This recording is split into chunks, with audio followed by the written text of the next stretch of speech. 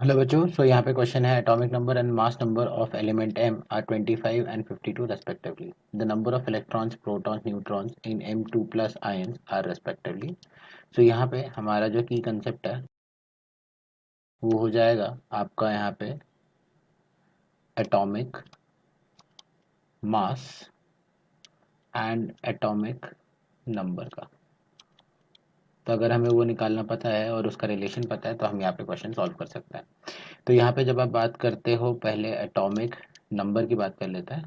तो atomic number जो है वो रिप्रेजेंट किया जाता है आपके कैपिटल जेड से। और यहाँ पे ये जो जेड है ये इक्वल टू होता है नंबर ऑफ प्रोटॉन्स के, और ये इक्वल टू होता है नंबर ऑफ इलेक्ट्रॉन्स के। कब? In neutral state. अगर आप न्यूट्रल स्टेट में कोई आयन नहीं लेते हो तब जाके उसके नंबर ऑफ इलेक्ट्रॉन और प्रोटॉन बराबर होंगे, और हेंस आपके एटॉमिक नंबर के बराबर होगा।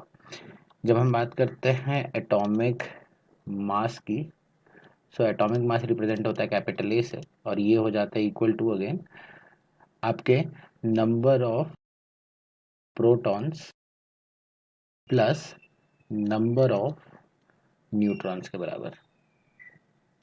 तो ये रिलेशन जो है हमें याद रखना है और यहाँ पे हमें इसको सॉल्व करना है। तो यहाँ पे अगर हम क्वेश्चन में देखें तो आपका यहाँ पे एटॉमिक नंबर जो है आपका जो जेड है वो दिया है आपका 25। तो यहाँ से तो आप सीधे सीधे नंबर ऑफ प्रोटॉन निकाल सकते हो। नंबर ऑफ प्रोटॉन्स हो जाएंगे यहाँ पे इक्वल टू 25 के।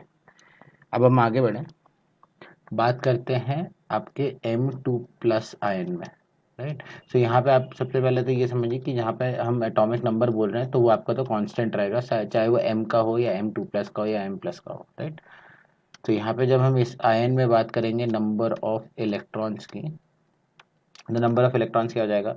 सो टोटल आपके इनिशियली जो थे 25 थे, और यहाँ पे जब +2 चार्ज है मतलब 2 इलेक्ट्रॉन लूज किया, सो -2, तो ये आ जाएगा आपके 23 के बराबर। अब हम लास्ट में आते हैं, यहाँ पे आपका दिया है एटॉमिक मास।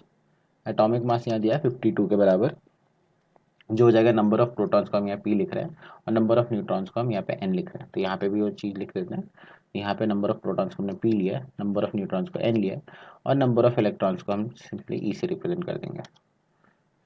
तो यहाँ पे आपके नंबर ऑफ प्रोटॉन्स पता है, तो नंबर ऑफ न्यूट्रॉन्स हो जाएंगे 52 माइनस प्रोटॉन जो थे आपके 25 के बराबर, और ये हो जाएगा आपके equal to 27।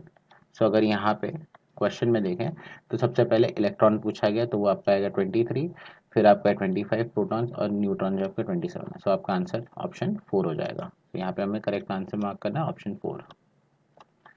So I hope you have understood the explanation and the solution. All the best.